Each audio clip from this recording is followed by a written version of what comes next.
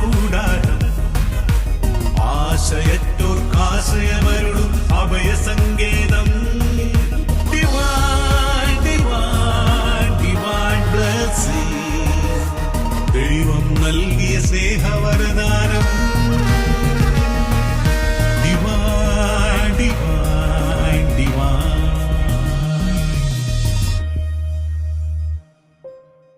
Price the Lord. Divine ബ്ലെസ്സിങ്ങിൻ്റെ പുതിയ എപ്പിസോഡിലേക്ക് എല്ലാവരെയും ഏറ്റവും സ്നേഹപൂർവ്വം സ്വാഗതം ചെയ്യുന്നു. ജോഷുവ പ്രവാചകന്റെ പുസ്തകം 1-ാം അധ്യായം 6-ാം വചനം. ഒരിക്കലും നിന്നെ കൈവിടുകയില്ല, ശക്തനും ധീരനുമായിരിക്കുക. പ്രിയപ്പെട്ടവരെ, നമ്മളും പലപ്പോഴും ചിന്തിക്കാറുണ്ട്, ഇതൊക്കെ എന്നെ കൊണ്ട് ചെയ്യാൻ സാധിക്കുമോ? ദൈവത്തിൻ്റെ സഹായം എനിക്കുണ്ടാവുമോ? ചില ഉത്തരവാദിത്തങ്ങൾ നമ്മളെ ഏൽപ്പിക്കുമ്പോൾ, അല്ലെങ്കിൽ നമ്മുടെ ജീവിതാന്തസ്സിലേക്ക് പ്രവേശിക്കുവാനുള്ള തീരുമാനങ്ങൾ എടുക്കുമ്പോൾ, അങ്ങനെ തീരുമാനങ്ങൾ, വ്യത്യസ്തമായിട്ടുള്ള തീരുമാനങ്ങളൊക്കെ എടുക്കേണ്ടതായിട്ട് വരുമ്പോൾ, എനിക്കിത് ചെയ്യാൻ സാധിക്കുമോ എന്നൊക്കെ തോന്നുമ്പോൾ എടുത്ത് ഈ വചനം വായിക്കുക. ജോഷുവ പ്രവാചകന്റെ പുസ്തകം 1-ാം അധ്യായം 6-ാം വചനം. മോശയ്ക്ക് ശേഷം ജോഷുവയെ ദൈവം തിരഞ്ഞെടുത്ത് ഉത്തരവാദിത്വം ഏൽപ്പിക്കുമ്പോൾ ജോഷുവയെ ധൈര്യപ്പെടുത്തുവാനായി തമ്പുരാൻ പറഞ്ഞ വചനമാണ്. നമ്മുടെയും പ്രതിസന്ധികളിൽ ചില ഉത്തരവാദിത്തങ്ങൾ ഏൽപ്പിക്കുമ്പോഴായിരിക്കാം, ചില തീരുമാനങ്ങൾ എടുക്കുമ്പോഴായിരിക്കാം നമ്മുടെ മനസ്സിൽ പ്രതിസന്ധികൾ വരാറുണ്ട്. എങ്ങനെ ഞാനിത് തരണം ചെയ്ത് മുന്നോട്ട് പോകും? എങ്ങനെ എനിക്കിത് മുന്നോട്ട് കൊണ്ടുപോകാനായിട്ട് സാധിക്കും? തമ്പുരാൻ കൂടെയുണ്ട്. എല്ലാ കാര്യങ്ങളിലും തമ്പുരാൻ നമ്മുടെ കൂടെയുണ്ട്. ആ ഒരു വിശ്വാസം നമുക്കുണ്ടായിരിക്കട്ടെ. തമ്പുരാനോടൊപ്പം മുന്നോട്ട് പോയാൽ, തമ്പുരാൻ്റെ കരം പിടിച്ച് മുന്നോട്ട് പോയാൽ എല്ലാം ചെയ്യുവാനായിട്ട് നമുക്ക് സാധിക്കും. ഈശോ നമ്മെ എല്ലാവരെയും അനുഗ്രഹിക്കട്ടെ.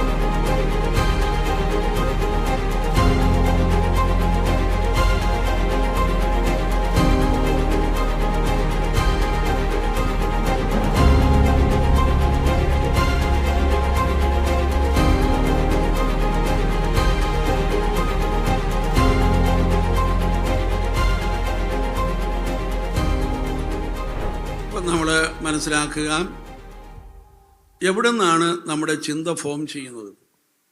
നമ്മുടെ ചിന്ത ഫോം ചെയ്യുന്നത് നമ്മുടെ മെമ്മറിയിൽ നിന്നാണ്. ഒരു വ്യക്തി അവിടെ നിന്ന് ഇങ്ങോട്ട് വരികയാണ്. ഞാൻ ആ വ്യക്തിയുടെ നേരെ നോക്കുന്നു. എൻ്റെ മെമ്മറിയാണ് പറഞ്ഞു തരുന്നത് അത് നിൻ്റെ അമ്മയാണ്, അത് നിൻ്റെ അപ്പനാണ്, 2ാം ക്ലാസ്സിൽ നിൻ്റെ കൂടെ പഠിച്ച തോമസ് ആണ്. ഇത് പറഞ്ഞു തരുന്നത് നമ്മുടെ മെമ്മറിയാണ്. Hallelujah, hallelujah. പ്രിയപ്പെട്ടവരെ, മെമ്മറി എങ്ങനെയാണ് ഫോം ചെയ്തതെന്ന് ഞാൻ പറഞ്ഞു. നമ്മുടെ 5 ഇന്ദ്രിയങ്ങളിലൂടെ നമ്മൾ എന്തൊക്കെ എക്സ്പീരിയൻസ് ചെയ്തിട്ടുണ്ടോ അതൊക്കെയാണ്. നമ്മൾ എന്തൊക്കെ വായിച്ചിട്ടുണ്ട്, എന്തൊക്കെ പഠിച്ചിട്ടുണ്ട്, എവിടെയൊക്കെ ജീവിച്ചിട്ടുണ്ട്, ആരുമായിട്ടൊക്കെ ഇടപെട്ടിട്ടുണ്ട്, അതിലൂടെയൊക്കെ നമുക്ക് ലഭിച്ചിരിക്കുന്ന അനുഭവങ്ങളും അറിവുകളുമാണ് മെമ്മറിക്കകത്ത് കിടക്കുന്നത്. ആ മെമ്മറിയിൽ നിന്നാണ് ചിന്ത ഫോം ചെയ്യുന്നത്. അപ്പം നോക്കിക്കേ, നമ്മൾ ഇന്ന് വരെയും ജീവിച്ച ആ ജീവിത സാഹചര്യങ്ങളിലൂടെയൊക്കെ നമ്മൾ അനുഭവിച്ച കാര്യങ്ങൾ നമ്മുടെ തലയിൽ കിടപ്പുണ്ട്. നമുക്ക് ചിലപ്പോൾ അതിശയം തോന്നും, എന്താണ് ഈ വ്യക്തി ഇങ്ങനെയൊക്കെ ചെയ്യുന്നത്? അങ്ങനെയൊക്കെ ചെയ്യാൻ അയാളെ പ്രേരിപ്പിക്കുന്ന അനുഭവങ്ങളാണ് അയാൾക്കുണ്ടായിട്ടുള്ളത്. Hallelujah, hallelujah, hallelujah. ഹല്ലേലൂയ.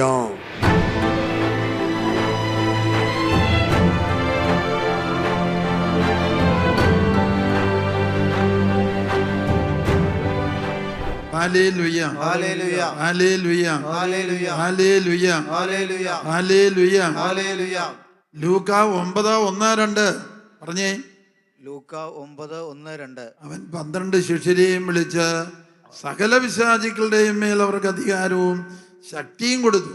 ഇത് ഈ സകല പിശാച് വെറുതെ ഇരിക്കുമ്പോൾ തലയിൽ കയറി ദുഃഖം ഉണ്ടാക്കുക, നിരാശ ഉണ്ടാക്കുക. പണ്ട് ആരോ ഇങ്ങനെ പറഞ്ഞില്ലേ അങ്ങനെ പറഞ്ഞില്ലേ എന്ന് തലയിൽ ഓർപ്പിച്ച് തന്നിട്ട് അവൻ തലയ്ക്കകത്ത് കയറി ഇരിക്കുക പിശാച്. എന്താ അത്?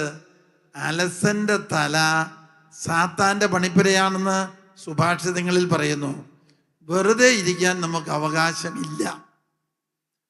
വേണമെങ്കിൽ സങ്കീർത്തനം വായിച്ചോ. ബൈബിൾ നേർ പകുതി തുറന്നാൽ 150 സങ്കീർത്തനമുണ്ട്.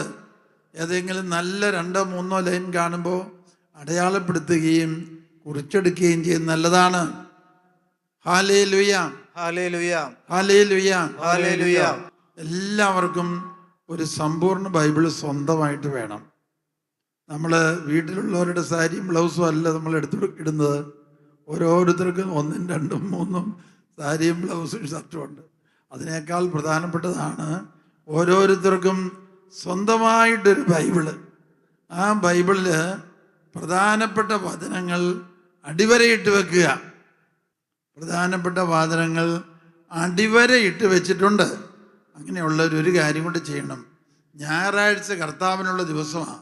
പള്ളിയിൽ പോയിട്ട് വന്നിട്ട് ഈ അടിവരയിട്ട് വെച്ചിരിക്കുന്ന വചനങ്ങളിൽ കൂടുതൽ വിശ്വാസം തരുന്ന വചനം ഒരു നോട്ട്ബുക്കിലേക്കോ ഡയറിയിലേക്കോ കുറിച്ച് വെക്കണം. അങ്ങനെ ഒരാൾ എൻ്റെ അടുത്ത് 200 പേജിൻ്റെ ഒരു ബുക്ക് കൊണ്ടുവന്നു. ഒരു അപ്പാപ്പന. ഓരോ പേജിലും 3 വചനമാണ് കുറിച്ച് വെച്ചിരിക്കുന്നത്. അപ്പം തന്നെ 600 വചനമായി. നടുക്കത്തെ വചനം സങ്കീർത്തനത്തിൽ നിന്ന്, പിന്നേത് പഴയ നിയമം പുതിയ നിയമം. വചനം തിന്നുക, പരിശുദ്ധാത്മാവിനെ പാനം ചെയ്യുക. വചനം ഭക്ഷിക്കുക, പരിശുദ്ധാത്മാവിനെ പാനം ചെയ്യുക. വചനമില്ലാത്തവരുടെ തലയിൽ ആര് കയറും? പിശാച് കയറും. എൻ്റെ പേര് ജസ്റ്റിൻ. ഇതെൻ്റെ ഭാര്യ ഉസീന. ഇത് 3ാമത്തെ കൊച്ചാണ്. 2 പേരും കൂടി ഉണ്ട്. ഞങ്ങൾ ഫുൾ ഫാമിലി ആയിട്ടാണ് ധ്യാനത്തിന് വന്നത്. ഞങ്ങൾക്ക് വളരെ നല്ലൊരു ധ്യാനമായിരുന്നു. പ്രത്യേകിച്ച് പനക്കലച്ചൻ്റെയൊക്കെ ക്ലാസ്സുകൾ വളരെ അർത്ഥവത്തായിട്ടും വളരെ ജീവിതത്തോട് അടുത്ത് നിൽക്കുന്ന ക്ലാസ്സുകളായിട്ട് തോന്നി. പ്രത്യേകിച്ച് അച്ഛൻ പറഞ്ഞ കാര്യങ്ങൾ, നിങ്ങളുടെ സ്വന്തമല്ലാത്ത കാര്യങ്ങൾ, നിങ്ങളുടെ അല്ല, എല്ലാം ദൈവത്തിൻ്റെ ആണെന്നുള്ളത് വളരെ സ്പർശിക്കുകയും അത് ജീവിതത്തിൽ ഞങ്ങൾ പ്രാവർത്തികമാക്കാനായിട്ട് ഒരുപാട് ആഗ്രഹിക്കുകയും ചെയ്യുന്നു. അതുപോലെ ഞങ്ങളുടെ മക്കൾക്ക് ഇവിടെ ബൈബിൾ നഴ്സറി ഉണ്ടായിരുന്നു. അതുകൊണ്ട് അവരുടെ ഒരുപാട് നേരം അവർ ബൈബിൾ നഴ്സറിയിൽ പോവുകയും അപ്പോൾ അതുകൊണ്ട് ധ്യാനത്തിൽ കൂടുതലായിട്ട് മക്കളായിട്ട് വന്നിട്ട് പോലും ധ്യാനത്തിലൂടെ ഒരുപാട് ക്ലാസ്സുകൾ കേൾക്കാനും പ്രാർത്ഥിക്കാനും ഒക്കെ ആയിട്ട് ഒരുപാട് സാധിച്ചു. നല്ല ആരാധനയെല്ലാം ദൈവം തന്നു. Jesus makes a distinction between the way God thinks and the way we human beings we think. The context was the prediction of Jesus, of his own passion and suffering and death.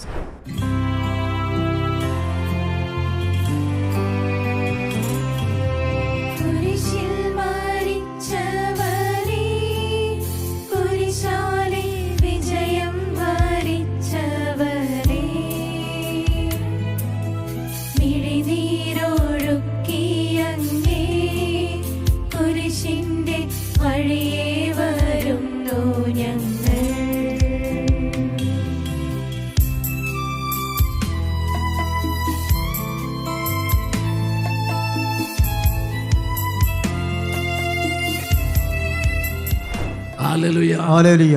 എന്താണ് ഇവൻ്റെ പ്രത്യേകത? ആ പ്രത്യേകത മനസ്സിലാക്കിയിട്ട് ഞാൻ അതേപോലെ ചെയ്യാൻ തയ്യാറായാൽ അവന് കൊടുത്തത് എനിക്കും കിട്ടും. Price the Lord. എന്താണ് ഈ ബർത്തിമേവസിന്റെ പ്രത്യേകത? ബർത്തിമേവസിന്റെ പ്രത്യേകത അവന് പൊട്ടക്കടനായിരുന്നു എന്ന് പറഞ്ഞാൽ അവന് കാഴ്ച ശക്തിയില്ലായിരുന്നു. Price the Lord. എനിക്ക് കാഴ്ചശക്തി ഉണ്ട്, പക്ഷെ കുറച്ച് നാളായിട്ട് എൻ്റെ വലത് ചെവിയുടെ കേൾവി നഷ്ടപ്പെട്ടു. എനിക്ക് കാഴ്ചശക്തി ഉണ്ട്, പക്ഷെ കുറച്ച് നാളായിട്ട് എൻ്റെ കാലിൻ്റെ മുട്ടിന് വേദനയാണ്. എനിക്ക് കാഴ്ചശക്തി ഉണ്ട്, പക്ഷെ കുറച്ച് നാളായിട്ട് എൻ്റെ നടുവിന് വേദനയാണ്. എനിക്ക് കാഴ്ചശക്തി ഉണ്ട്, പക്ഷേ എനിക്ക് മുട്ടുകുത്താനായിട്ട് കുറച്ച് നാളായിട്ട് സാധിക്കുന്നില്ല. എനിക്ക് കാഴ്ചശക്തി ഉണ്ട്, പക്ഷെ കുറച്ച് നാളായിട്ട് എൻ്റെ പിടലിക്ക് വേദനയാണ്.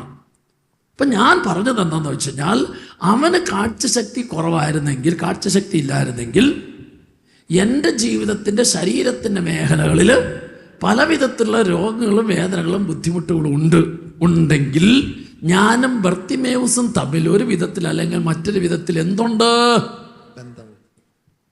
ആ വാക്കൊന്ന് പറഞ്ഞൂടെ? എന്തുണ്ട്? ബന്ധമുണ്ട്. ബന്ധമുള്ളത് കൊണ്ടാണ് കർത്താവിൻ്റെ വചനം നമുക്ക് ഓർമ്മപ്പെടുത്തി തരുന്നത്.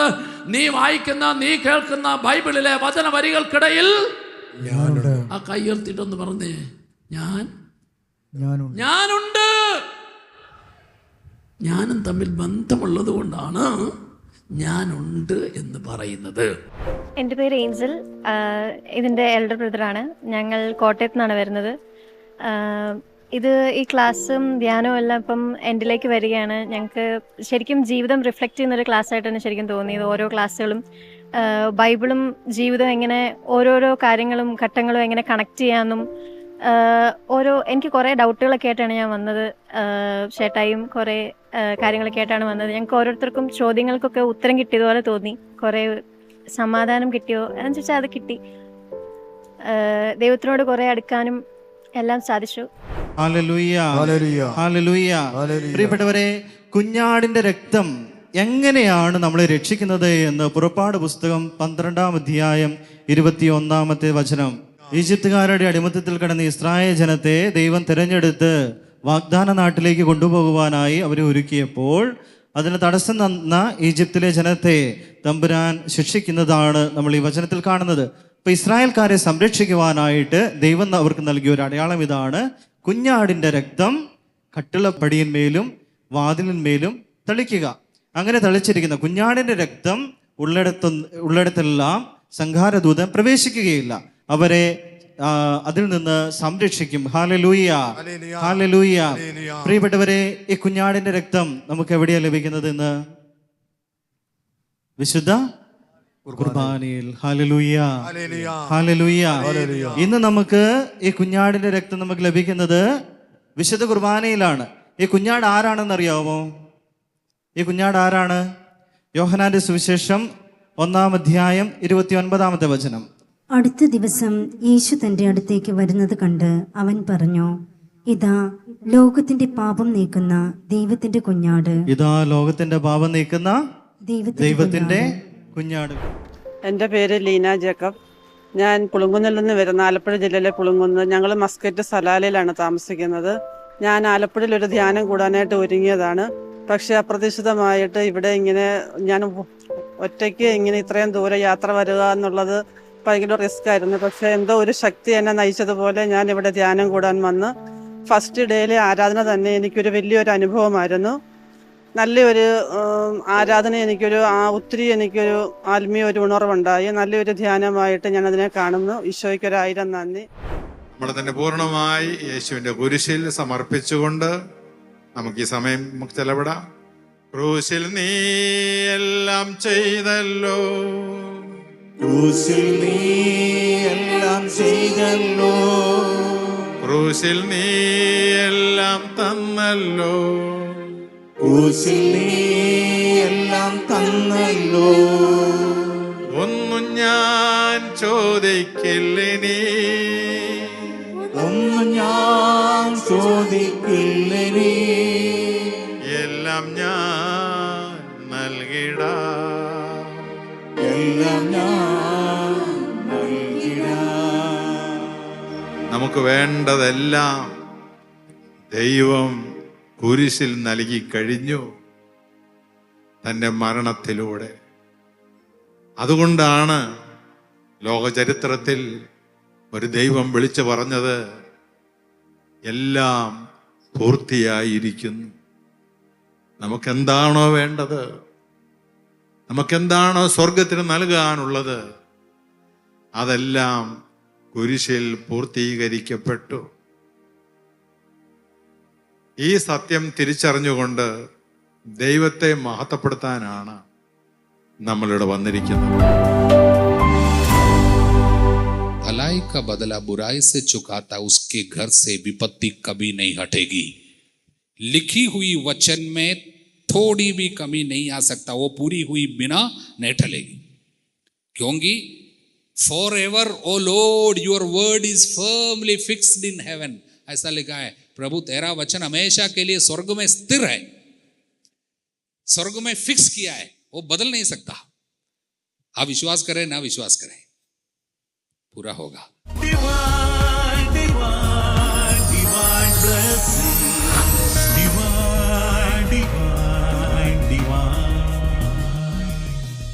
ഒരു മനുഷ്യൻ ഒരു പ്രവൃത്തി ചെയ്യണമെങ്കിൽ അതിനു മുമ്പ് ആ ചെയ്യാൻ പോകുന്ന പ്രവൃത്തി എന്താണെന്ന് അവൻ്റെ ചിന്തയിൽ അത് രൂപപ്പെടുത്തും.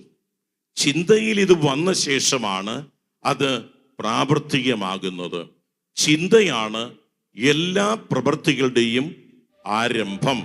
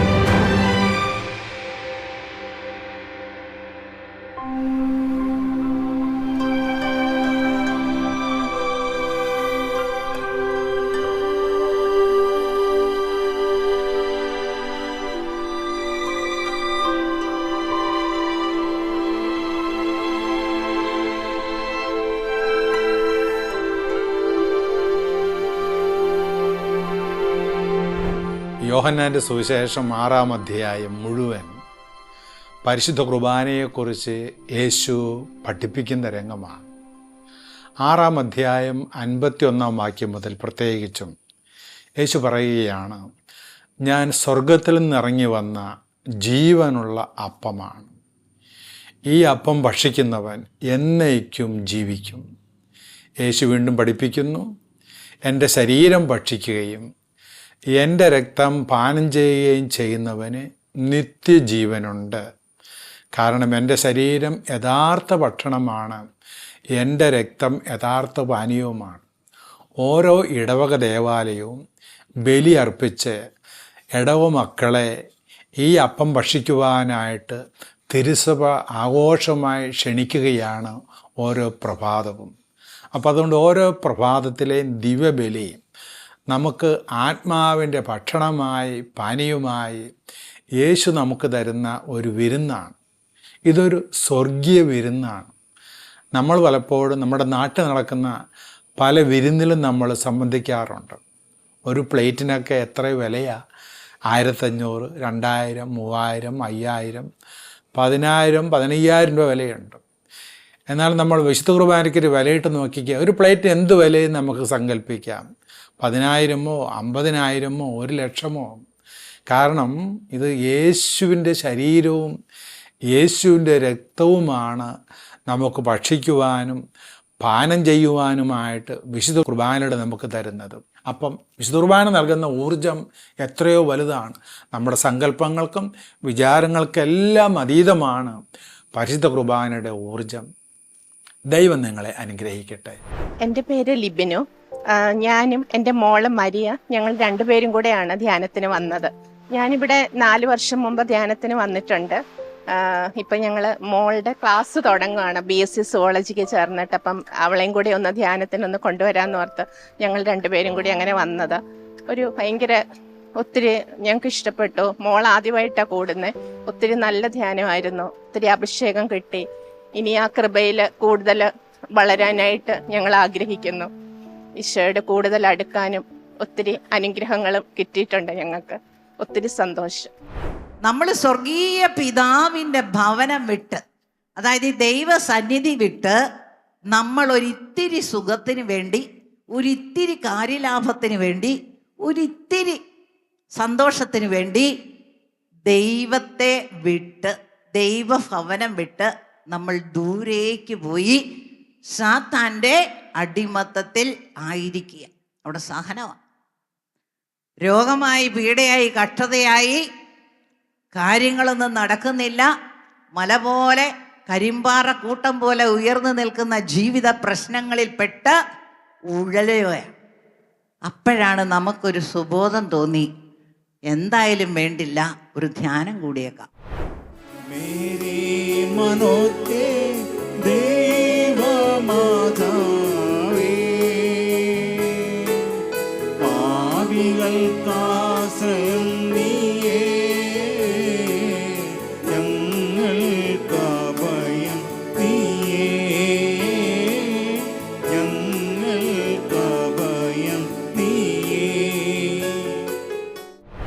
എൻ്റെ പേര് ഷാജി ജോസഫ്.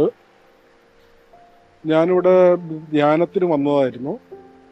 വീട് നെടുങ്ങപ്ര, കുറുപ്പമ്പടി അടുത്താണ്. ഇവിടുത്തെ ധ്യാനം നല്ല പവർഫുള്ളാണ്. പനക്കര അച്ഛൻ്റെയും നായിക്പറമ്പ് അച്ഛൻ്റെയൊക്കെ പ്രാർത്ഥനയും വളരെ പവർഫുള്ളാണ്. പിന്നെ ഇവിടെ ഭക്ഷണത്തിൻ്റെ കാര്യം, എല്ലാ കാര്യങ്ങളും നല്ല ഇതാണ്. ഒരു ബുദ്ധിമുട്ടോ കാര്യങ്ങളൊന്നുമില്ല. എന്തായാലും ഇവിടെ വന്ന് ഈ ധ്യാനം കൂടാൻ സാധിച്ചത് വളരെയധികം സന്തോഷകരമായ കാര്യമാണ്.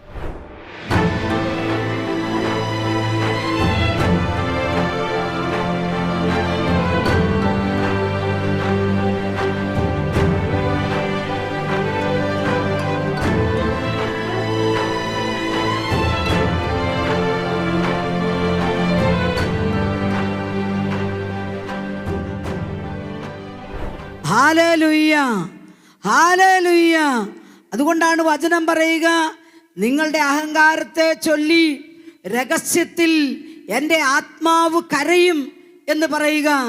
ദൈവത്തിൻ്റെ വാക്കുകൾ ദൈവവചനത്തിലൂടെയും ആദ്യകാലങ്ങളിൽ പിതാക്കന്മാർ വഴിയും പ്രവാചകന്മാർ വഴിയൊക്കെ ദൈവം സംസാരിച്ചെങ്കിൽ പുത്രൻ വന്ന് സംസാരിച്ച കാലഘട്ടത്തിലാണ് നമ്മൾ ജീവിക്കുക. എൻ്റെ പേര് നീതു തോമസ്. ഞാൻ എറണാകുളത്ത് നിന്ന് വരുന്നു. എൻ്റെ വീട് കട്ടപ്പനയാണ്. ഞാനും എൻ്റെ ബ്രദറും കൂടിയാണ് ഇവിടെ ധ്യാനം കൂടാൻ വേണ്ടി വന്നത്. കഴിഞ്ഞ 2 ആഴ്ചയ്ക്ക് മുന്നേ എൻ്റെ പപ്പയും അമ്മയും ഇവിടെ ധ്യാനം കൂടാൻ വന്നിട്ടുണ്ടായിരുന്നു. അവർ പറഞ്ഞിട്ടാണ് ഞങ്ങൾ രണ്ടുപേരും കൂടെ വരുന്നത്. എനിക്ക് ആദ്യ ദിവസം തന്നെ തലവേദനയും മൈഗ്രെയിൻ ഇഷ്യൂസും ആയിട്ടാണ് ഞാൻ വന്നത്. ഇപ്പം എനിക്ക് നല്ല കുറവുണ്ട്. അതുമാത്രമല്ല, ഞാൻ ധ്യാനത്തിന് പോയിട്ടുള്ളത് വെച്ച് എനിക്ക് ഏറ്റവും നല്ല അനുഭവമാണ് ഇവിടുന്ന് കിട്ടിയത്. എൻ്റെ മൈഗ്രെയിൻ പൂർണ്ണമായിട്ട് മാറുകയും തലവേദനയ്ക്ക് നല്ല ആശ്വാസമുണ്ട്. അതുപോലെ തന്നെ വരുന്ന ആദ്യത്തെ ദിവസം എനിക്ക് വോമിറ്റിംഗ് ആയിരുന്നു. അതും മാറി. ഇപ്പം നല്ലൊരു അനുഭവമാണ്.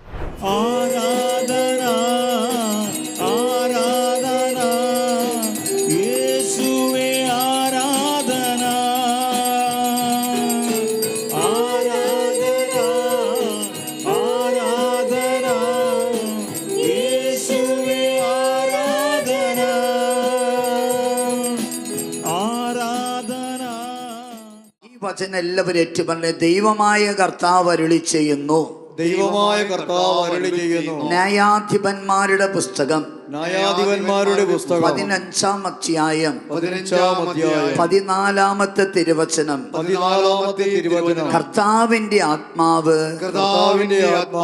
ശക്തിയോടെ അവന്റെ മേൽ വന്നു. അവനെ ബന്ധിച്ചിരുന്ന കയർ കരിഞ്ഞ ചണനൂൽ പോലെയായി തീർന്നു. കെട്ടുകൾ അറ്റു വീണു. കർത്താവായ ഈശോയെ, ഈ തിരുവചനത്തിന്റെ അഭിഷേകത്താൽ പ്രാർത്ഥന നടത്തുമ്പോൾ ഞങ്ങളെ ബന്ധിച്ചിട്ടിരിക്കുന്ന എല്ലാ മേഖലകളിൽ നിന്നും ആത്മാവിനെ അയച്ച് ഞങ്ങളെ സ്വതന്ത്രരാക്കണമേ.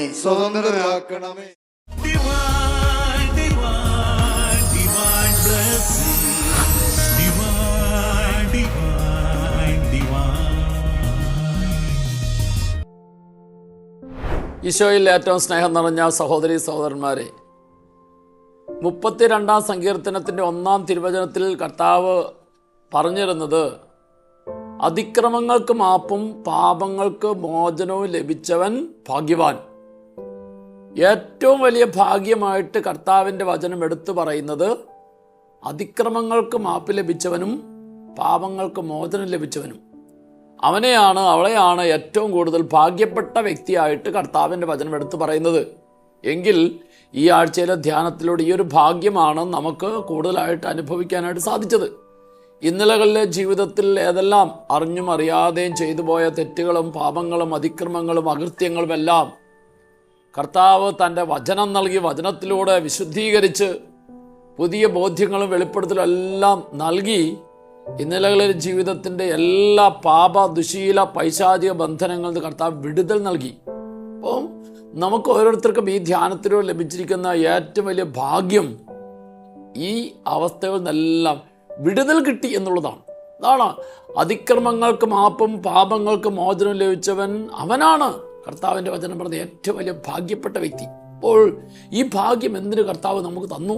ഈ ഭാഗ്യം ഒരിക്കലും നഷ്ടപ്പെട്ടു പോകാതെ ഈ ഭാഗ്യത്തിൽ എന്നും നിലനിന്നുകൊണ്ട് അനേകരെ ഈ ഭാഗ്യം ലഭിക്കുന്നതിന് വേണ്ടിയിട്ട് നമ്മൾ ഒരുക്കണം. അപ്പോൾ നമ്മുടെ കൂടെ ജോലി ചെയ്യുന്നവരിലുണ്ട്, നമ്മുടെ കുടുംബത്തിലുണ്ട്, നമ്മുടെ സമൂഹത്തിലുണ്ട് ഈ ഭാഗ്യം ലഭിക്കാത്ത അനേകർ.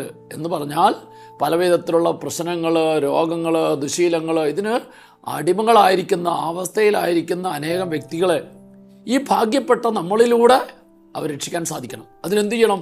അതിന് ഇനി മുതൽ സുവിശേഷ വേല ചെയ്യണം. ഇനി മുതൽ അങ്ങനെയുള്ള വ്യക്തികളെ ഡിവൈൻ ധ്യാന കേന്ദ്രത്തിൽ ഓരോ ആഴ്ചയിലും കൊണ്ടുവരുന്ന വ്യക്തികളായി നമ്മൾ ഓരോരുത്തരും മാറണം. അതിനാണ് കർത്താവ് എനിക്ക് അവസരം തന്നത്. അപ്പോൾ കർത്താവിൻ്റെ വചനം പറയുന്ന പോലെ ഭാഗ്യം ലഭിച്ചു. ഇനി അനേകരെ ഭാഗ്യമുള്ളവരാക്കി മാറ്റുക എന്നുള്ളതാണ് നിങ്ങളുടെ ദൗത്യം. അപ്പോൾ നിങ്ങൾക്ക് എല്ലാ ആഴ്ചയിലും ഡിവൈൻ ധ്യാന കേന്ദ്രത്തിൽ 7 ഭാഷകളിലും ധ്യാനമുണ്ട്. ധൈര്യമായിട്ട് ആരെയും ഞായറാഴ്ച നിങ്ങൾക്ക് പറഞ്ഞുവിടാം. വെള്ളിയാഴ്ച രാവിലെ ധ്യാനം അവസാനിക്കും. സ്നേഹമുള്ളവരെ, അതിനുവേണ്ടി നമ്മൾ സാക്ഷികളായി മാറുമ്പോൾ നമുക്ക് ലഭിച്ച ഈ ഭാഗ്യ അനുഭവം അനേക ഭാഗ്യം നൽകുന്നതിന് വേണ്ടിയിട്ടുള്ള ദൈവകരങ്ങളുടെ ഉപകരണമായി നമ്മൾ ഓരോരുത്തർ മാറും. അതിന് നമുക്ക് തയ്യാറാകാം. കർത്താവ് ഓരോ വ്യക്തികളെയും സമർത്ഥമായി അനുഗ്രഹിക്കട്ടെ. ആമേൻ.